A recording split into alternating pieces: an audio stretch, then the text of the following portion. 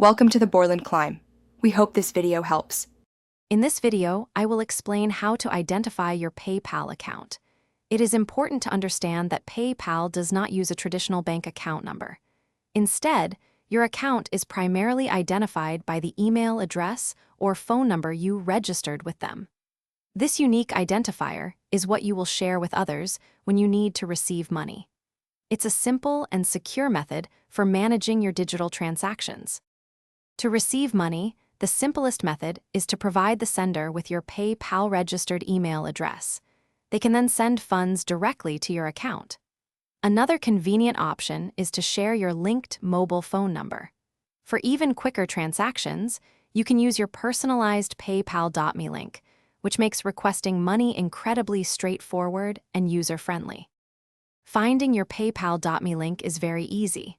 First, log into your PayPal account either through their website or the mobile application.